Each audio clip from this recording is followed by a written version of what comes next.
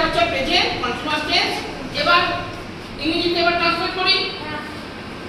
আমি জল খাচ্ছি। এবার দেখো যেটা আমরা খাবো মানে চিবিয়ে খাবো সেটাকে বলবো আমরা ইট, ঠিক আছে?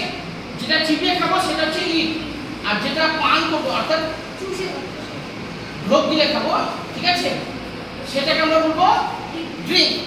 বোঝা গেছে? অর্থাৎ পান করা, ড্রিঙ্ক।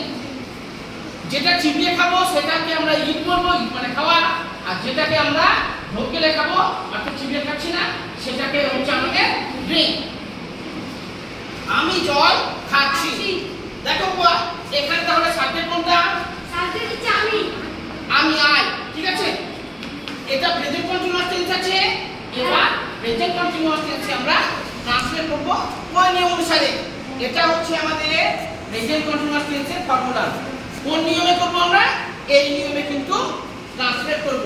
প্রথমে সাবজেক্ট বসাই আই, আই, মানে আমি। হ্যাঁ, তারপরে কি আছে? বিভাগ। হ্যাঁ না বাবা, নিচে সাবজেক্টের পরে বিভাগ আছে না? নিয়মটা দেখো, বিভাগ আছে না? তাহলে সাবজেক্টের পরে বিভাগটা কি হবে এখানে?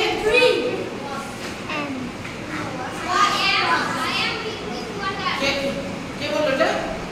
গুড, এম হবে বিভাগ। আইটা হচ্ছে ভাগ আছে সিঙ্গুলার নাম্বার না? হ্যাঁ, সেই জন্য এখানে আমরা এম ব্যবহার করব। বোঝা গেছে? প্রেজেন্ট কন্টিনিউয়াস টেন্সের ক্ষেত্রে আমরা বিভাগ, এম, ইজ, আর এই তিনটার মধ্যে একটা বসাবো। বোঝা গেছে বাবা? এখানে আই আছে, আয়ের পাশে সব সময় এম আই। এই এমটা হচ্ছে আমাদের বিভাগ, এম ইজ আর, আয়ের পাশে সব সময় এম হয়। তারপরে হচ্ছে ভার্বের সাথে আইএনজি, ভার্বের সাথে আইএনজি। তাহলে এখানে কি করব আমরা? Drinking, d r i a k i n g, drinking. এবার হাতে লেখা বোঝা যাচ্ছে Jaya? D r i n k i n g, drinking. I am drinking water. Water. বাহ, ডব্লিউ এ ও এটা আবার ডব্লিউ ই না, ঠিকই লিখেছিলাম, তা না তোমাদের অসুবিধা হচ্ছে। ডব্লিউ এ টি ই আর হয়েছে জয়া? হাতে লেখা বোঝা যাচ্ছে? এটা হচ্ছে আমাদের সাবজেক্ট। ওই যে নিয়ম, সাবজেক্টে এসইউবি লিখেছি, সাবজেক্ট। আর এটা হচ্ছে এমটা হচ্ছে বিভাগ। বিভাগ। A29 থামতো না, এটা হচ্ছে বিভাগ। এমটা হচ্ছে আমাদের বিভাগ। হয়েছে? ড্রিঙ্কিংটা হচ্ছে দেখো ভার্বের সাথে আইএনজি যোগ করব, অর্থাৎ এটা হচ্ছে ড্রিঙ্কিং, আর ওয়াটার হচ্ছে আমাদের অবজেক্ট। মনে রাখবে আমরা যখন বাংলাকে ইংলিশে ট্রান্সলেট করব তখন এই যে ফর্মুলা প্রেজেন্ট কন্টিনিউয়াস টেন্সের যে ফর্মুলা আমি বলেছি, ঠিক আছে, এই নিয়ম অনুসারে করব, ঠিক আছে? না, এটা লিখতে হবে, এটা মোট তোমাদের বোঝানোর জন্য আমি এখানে লিখেছি, ঠিক আছে? প্রথমে প্রেজেন্ট কন্টিনিউয়াস টেন্সের নিয়ম হচ্ছে সাবজেক্ট বসাবো, সাবজেক্টের পরে বিভাগ বসাবো, বিভাগের পরে ভার্বের সাথে আইএনজি যোগ করব, লাস্টে হচ্ছে আমাদের অবজেক্ট। বোঝা গেছে বাবা? এই অঙ্কুশ, অসুবিধা আছে কিছু?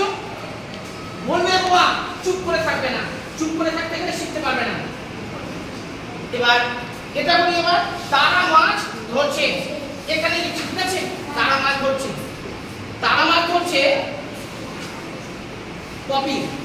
এই যে তারা মাছ ধরছে, এখানে সাবজেক্ট কোনটা? তুমি বলবে না, কপি বলবে।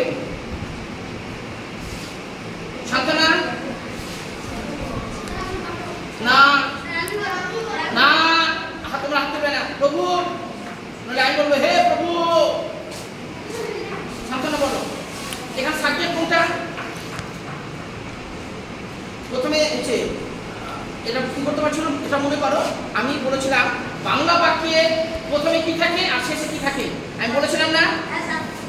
বলবে না তোমরা? শান্তনা বলো। জয়া, এখানে সাবজেক্ট কোনটা? তারা। বাহ, এটা হচ্ছে সাবজেক্ট। ভার্ব কোনটা? না, ভার্বটা মাঝখানে নয়, ভার্ব হচ্ছে শেষে, ধরছে। আর মাঝখানে মাছটা কি? অবজেক্ট। অবজেক্ট। গুড। জয়া খুব সুন্দর বলেছে। তাহলে কই বিলোমে বসাই? সাবজেক্ট কি লিখবো এখানে? কেউ বলবে না, জয়া বলো। গুড। তাদের তারা দে দে টি এইচ ইউ আই দে দে, ঠিক আছে? দে। তারপরে কি ওখানে হচ্ছে বিভাগ, বিভাগ কি বসাবো?